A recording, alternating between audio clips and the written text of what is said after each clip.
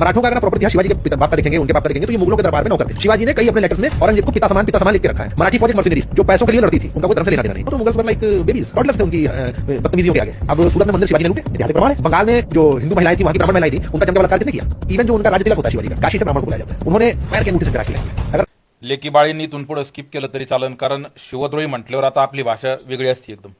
तरी हा ईशान शन काय याचं नाव आहे खेळ्याचं, हा स्वतःला राजपूत म्हणतो.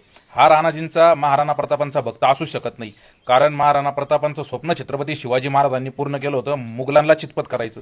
आणि हा केळ्या छत्रपतींवर एवढ्या खालच्या पातळीवर बोलतो. ही तीच अवलाद आहे ज्या घराण्यांनी ना त्यांच्या घरातल्या बहिणी लेकी मुघलांच्या खाली झोपवल्या ना, ही ती अवलाद आहे, नासकी सडकी अवलाद ती. आणि लक्षात घ्या, जर राणाजी जर असते ना महाराणा प्रताप, तर राणाजींनी त्यांच्या सैनिकाला सांगितलं असतं याच्या बोच्यात आहे ना भाला फेकून आणा आणि त्याच्यानंतर घोडा चढवा याच्यावर. अशा या लायकीचा हा भाडे. आणि तुम्हाला सांगतो शिवभक्तांनो, हे असं होत राहणार आहे जोपर्यंत आपण अशा भाड खाऊनच्या विरोधात आवाज उठवत नाही ना, तोपर्यंत हे असं होत राहणार आहे. छत्रपतींचा अपमान होत राहणार आहे. असे भाडे सडके आई घाले करत राहणार आहे.